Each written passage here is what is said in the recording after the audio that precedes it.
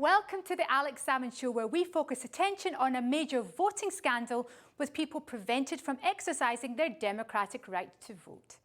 This is not a story about totalitarian regimes or disenfranchisement on racial grounds in the southern states of America.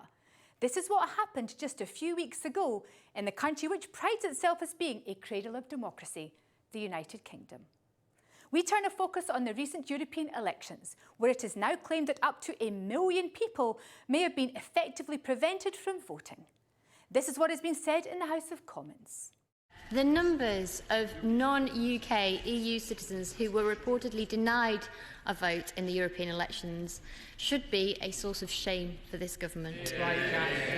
These are people who live and work here and contribute to our communities, and yet for the past 3 years they have been insulted, exploited, asked to apply to stay in their own homes, and now denied a voice in an election. The government took all the legal steps necessary to prepare for the European parliamentary elections and put in place all the necessary legislative and funding elements to enable returning officers to make their preparations.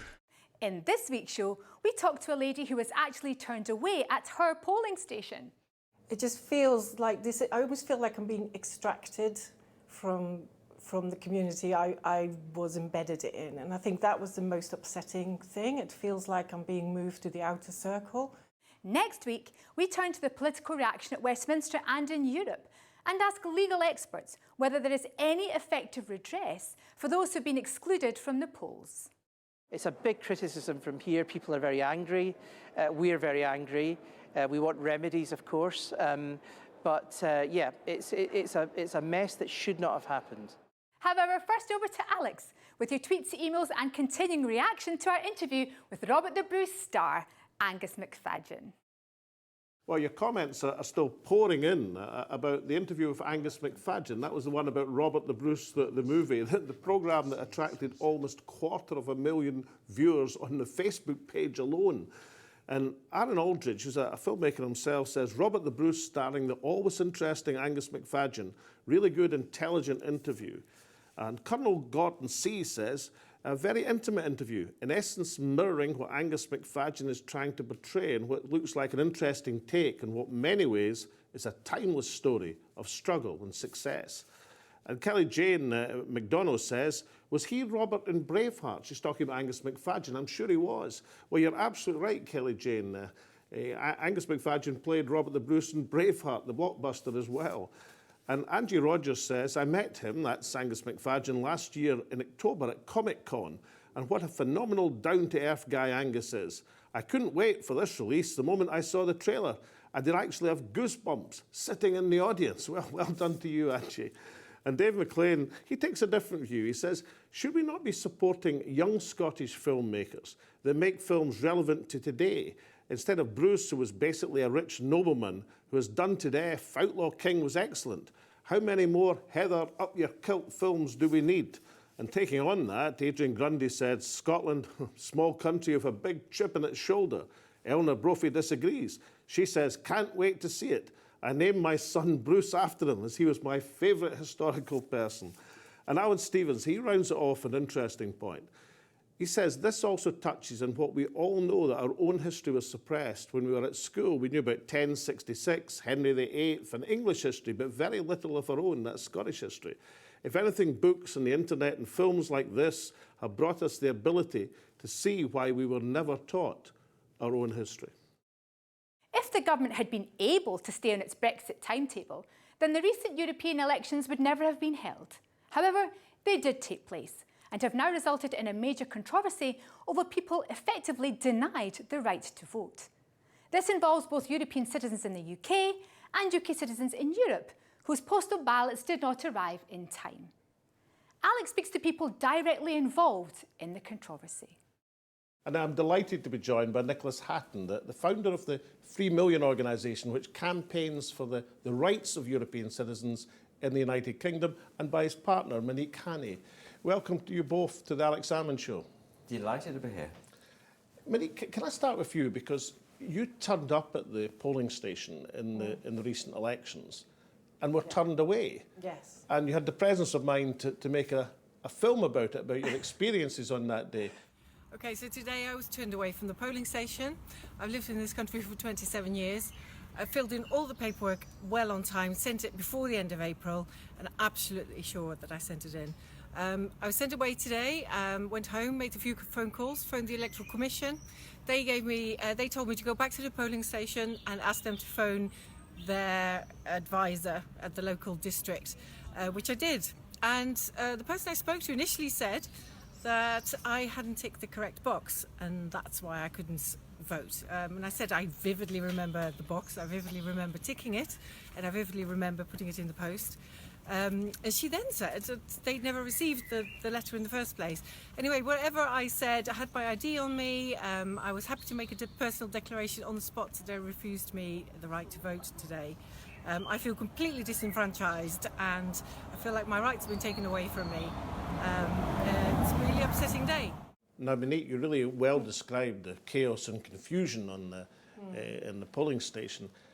I'm interested in how it made you feel to go into assert your right to vote and say, no, not at this place.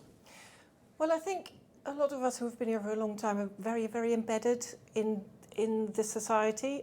The polling station was the parish council office where I used to serve as a parish councillor. I've worked in the NHS for 25 years. It just feels like this, I almost feel like I'm being extracted from the community I was embedded in. And I think that was the most upsetting thing. It feels like I'm being moved to the outer circle, as it were. And I think a lot of us EU citizens who've been here for a long time under, mutual agreement between the countries are now suddenly feeling like we're being, pushed out. And that's emotionally really difficult. So you say I'm embedded or a parish councillor, but you're also a midwife, I understand. Yeah. So presumably you must have delivered a fair number of babies in this community. Yeah, well, with my own hands, 830 babies, but I've been involved obviously in tens of thousands of women's pregnancies and birth. Well, you can't get more embedded than that in the community at the birth of its citizens. So, yeah. And did you expect? Were you worried about it happening to you? Because you obviously, given your partner Nicholas, you knew there was administrative problems, but you turned up with every expectation that you'd get your right to vote. Yeah, actually, in the morning when the first reports were coming in on the news, I kind of thought it was quite amusing because I was convinced that wasn't going to happen to me. That was the biggest shock, actually. I remember actually saying to the returning officer, I can't believe this is actually happening here as well to me. I had to cry. I was so shocked. I was really upset. Because I say, people forget the polling station is quite an intimidating thing in a way. You have to give your identity. It's officialdom. I have a theory that many young people are put off voting just because of having to confront authority, as it was. And it's also a very personal thing. Your name gets scored off. So you're actually, when you're kind of segregated and say you're not getting to vote, it's a big impact, isn't it? Yes, it felt very like I came there with my begging bowl and was sent away, I guess, in a way. Yeah. But Nicholas, you got to vote for you. You managed to get through officialdom and secure your vote. So you got 50% representation in the partnership. But your campaign, the 3 Million campaign, obviously looks at voting rights as one aspect of your campaign and what's happened, but it's much broader than that. Tell me what the aims and objectives of the 3 Million campaign are. Well, it started just after the referendum in 2016. I wasn't expecting that result. I was shocked, and but also I felt quite betrayed by the whole situation. I've lived in this country for 22 years and understood that my residence was based on EU law. So the 3 million really was about, okay, we need to get a voice. We need to be represented because there's 5% of the population which is an EU citizen. And then we need to have an objective. We need to secure that status. And not just for people like me, because I feel I'm quite privileged. I can speak English okay. I've had a good job then, and a family.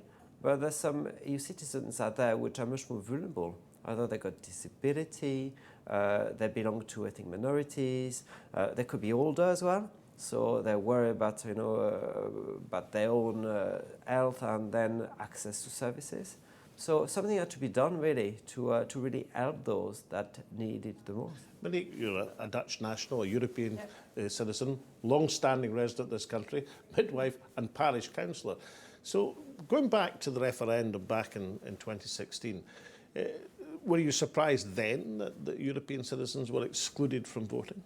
Not entirely. I think the sentiment was there very much in the run-up to the referendum. I had a feeling they were going to vote to leave the EU. My husband at the time was British and thought, well, don't underestimate the British. They would never do something like that. But I felt the sentiment was very much there in the sort of 8 months before the referendum.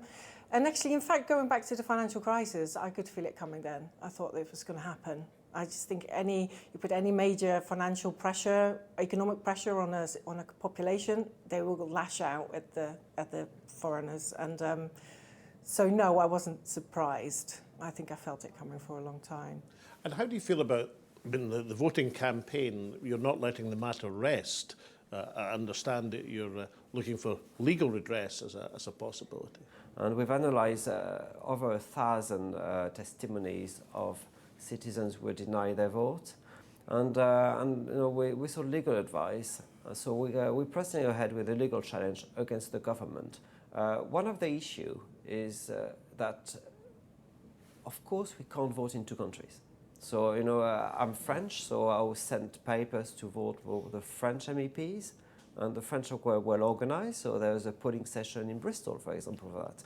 So you can vote. As if you're chosen to vote in the French European poll, you could have gone to Bristol. So other countries seem to manage to allow people to vote. But the point is, the EU requires for people to declare they're going to vote either in the country of residence or they're going to vote in the country of origin.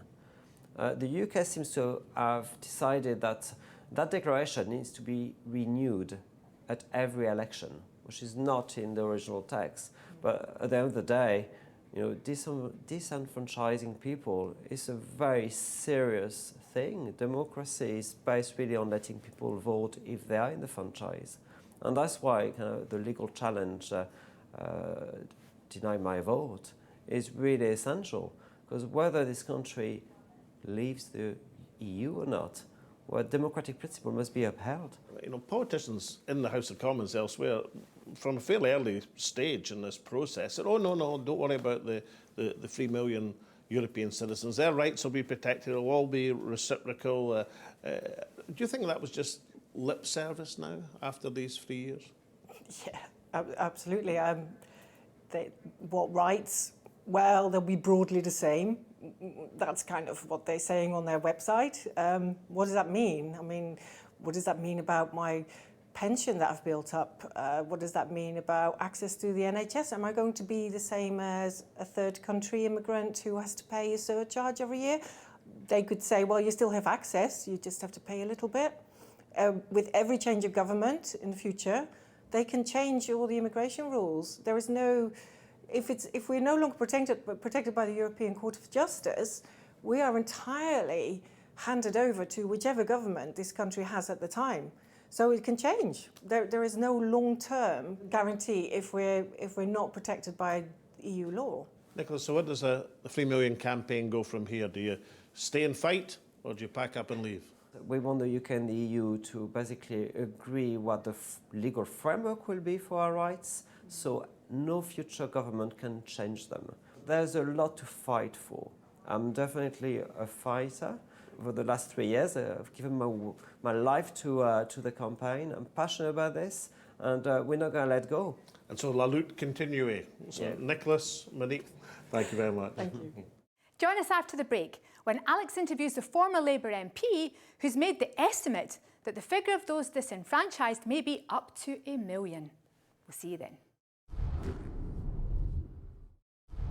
Welcome back. Even as the European elections took place, the press were full of stories of people claiming to have been turned away at the polling stations. However, when challenged, the government seemed to have little concern. I think we have to be clear that this is exactly the same process that was required back in 2014 and in 2009.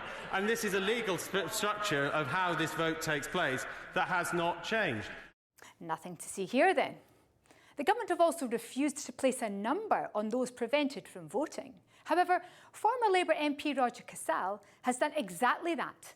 Alex spoke to him earlier. Now, I'm delighted to be joined by Roger Casall, the ex-Labour MP and the founder and Secretary-General of the New European Movement. Roger, welcome to the Alex Salmond Show. Thank you very much, Alex. Delighted to see you again, delighted to be with you and with your viewers.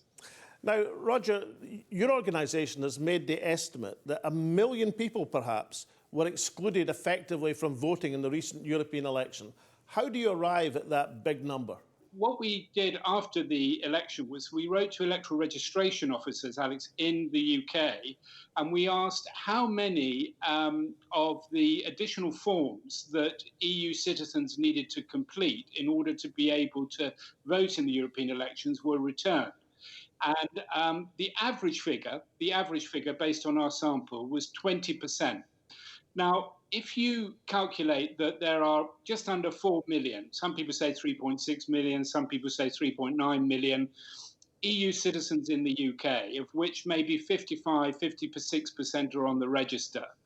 Based on that level of registration and a 20% return rate, that's how we get to the figure of over 1 million EU citizens who we believe were prevented from voting in the European elections, which they have the right to do, simply because they did not get this additional form back in time. And we lay the blame for that squarely at the feet of the government, because the government knew that there was a good chance that there would have to be European elections, and they have an obligation under EU law to prepare properly. And as I say, this isn't something, we haven't got any kind of gripe against the UK government. We're a Europe-wide organisation. We monitor democracy, whether it's in Russia, the Ukraine, Germany, the UK. This is a very bad day for British democracy. This is a shameful day for British democracy, because what's happened here is that in a systematic way, and we've looked at every aspect of this, a large section of the electorate, EU citizens in this case, plus a lot of British people living abroad, have in fact been excluded from voting. But that's how we got to the figures, through a survey of electoral registration officers in the UK. A lot of hard work, but it does give us some real data that we can base our claim on. Now, Roger, you've been in the House of Commons. You know the score as far as officialdom and government ministers are concerned. Do you smell a conspiracy here, or do you think it's just a foul-up? Everything that could have gone wrong went wrong. It was an accident waiting to happen. And I would say this, we warned the government in April. I wrote to David Lidington, the government minister, to say, you realise, don't you, that unless you take remedial action, and we proposed having these extra paper forms that only EU citizens need to complete to vote in the European elections available at polling stations rather than sent back in advance. We said, if you do that, then you'll get the full participation. You give everybody the chance to vote. They tried to ignore the letter. So we then tabled, you'll know this from the House of Commons days, something called an early day motion, which is actually a petition for MPs to sign. We got a cross-party group of MPs to sign that. We got questions asked. We had an urgent notice question, as it's called in the House of Commons, a debate in the House of Commons. We had Joanna Cherry, who's been a terrific champion of this, and Mike Gapes, a Labour MP. Joanna Cherry is an SNP MP, has been absolutely superb, asking questions even at Prime Minister's question time. We tabled a written question to say when was the letter that I'd written to David Lidington going to be answered, and we were completely stonewalled. So we say that this was systematic. It's not for me to say whether it was deliberate. That has to be ascertained in an inquiry. We need an inquiry to find out exactly what went wrong, hold those who are responsible to account, and to examine and determine and make a judgment about why that was done. And yes, it could very well be that it was deliberate. Now, Roger, in your time as a parliamentarian, can you recall any single act of disenfranchisement on a scale such as this? I wasn't an MP in 2014, but the organisation that I set up, New Europeans, was very active in 2014, Alex, in promoting voter registration of EU citizens. And the same problem occurred then. A lot of them were not able to vote because they hadn't filled in these special forms. Now, that was looked at by Graham Allen MP, who was chair of the Political and Constitutional Affairs Select Committee at that time. New Europeans gave evidence. We talked to the Electoral Commission. There were reports by the Electoral Commission, by the Select Committee. And the government promised to make reforms to the registration system for EU 27 citizens so that this would not happen again. And they failed to, and those reforms have failed to materialise. So that goes back to what I was saying before, that everything that could have gone wrong went wrong. The promised reforms weren't made. The alarm bells were rung and not listened to. Demands for remedial action remained unmet. Forms were sent out so late that there wasn't time for them to be returned. And the net result was the disenfranchisement, the preventable, systematic disenfranchisement of 1 million EU citizens. And no, I've never seen anything like that on that scale before. As an MP, I was an MP until 2005, but I did see it in 2014. And that's what makes it doubly bad in a way, that we knew this was coming, which had happened before. They promised to put it right, they didn't. So that rather suggests to me that the decision not to put it right, and they knew perfectly well that this was coming, was taken deliberately. In other words, it wasn't a deliberate decision to act, it was a deliberate decision not to act. But the outcome is that 1 million people have been disenfranchised, probably more, and probably 5 or 6 extra Brexit MPs have been elected as a result.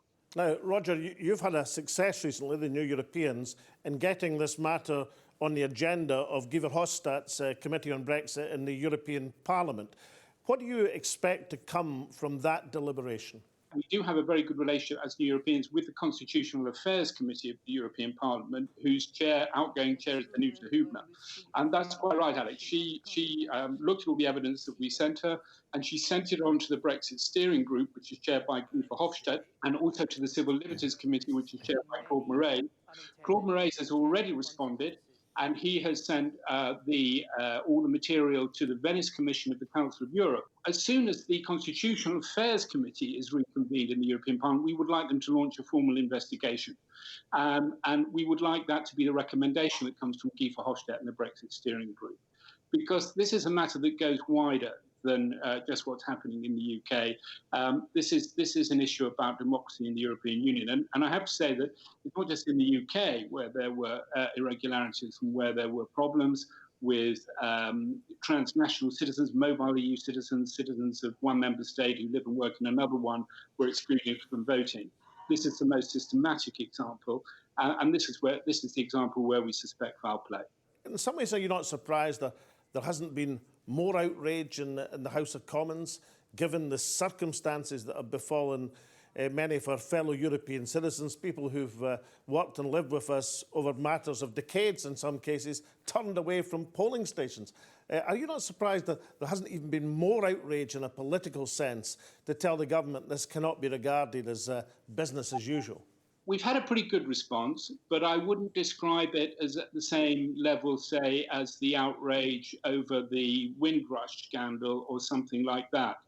And I think this is symptomatic of the same attitude, Alex, that is behind the Windrush scandal. And I think when MPs wake up to that, when they realise that this isn't just another example of the government being nasty to EU citizens and creating a hostile environment, which of course it is, it's also a democratic outrage. It's a contempt for people's rights.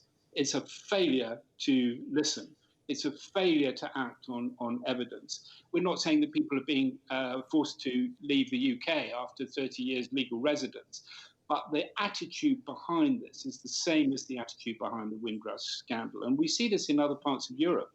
We complain about it, and we want to promote. If we're a country that wants to have some authority in the world promoting human rights, whether it's in Turkey, or whether it's in Russia, or whether it's in Ukraine, wherever it is, we have to keep our own house in order.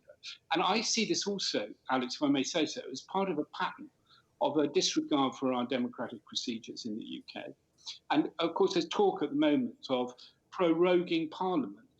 in order to achieve a no-deal Brexit against the will of Parliament. I mean, this is all symptomatic of a decline in standards. And you said, think of the days when I was in the House of Commons, when you were in the House of Commons.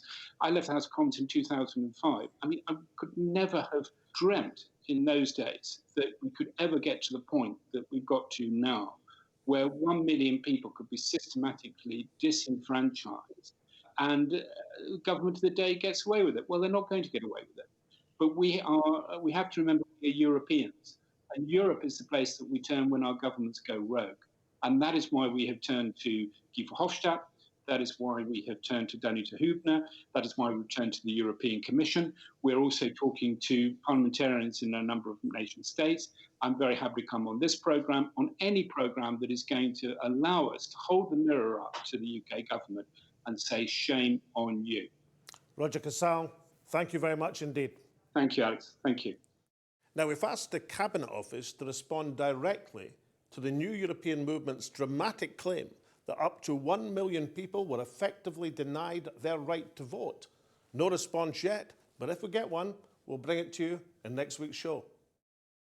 The right to vote, one of the most basic of all human rights, is now in some jeopardy. That at least is the claim of outraged campaigners who used the hashtag #DeniedMyVote on social media after people were deprived of their right to vote in the recent Europoll. This applies to both European citizens in the UK turned away from the polling stations because there was not time to send out or administer their forms, and to British citizens in Europe whose postal votes did not arrive in time. The government's defence is that there's little difference between this time and last time, and in any case, they did their best to cope with a poll that was unexpected. Opposition MPs suspect that the government were not that bothered, given that few European citizens could be expected to vote for pro-Brexit parties. The real surprise is not the strength of political reaction, but that there's not been more of an outrage. When the suffragettes campaigned for the right to vote more than 100 years ago, they regarded disenfranchisement as a cause well worth breaking the law for and rocking the establishment. Now, the administrative blocking of the franchise has been regarded with a collective shrug of the shoulders, despite the dramatic estimate by the New European Movement that up to 1 million people may have been affected. Whether that complacency will continue now that the issue is being investigated by the European Parliament committees remains to be seen.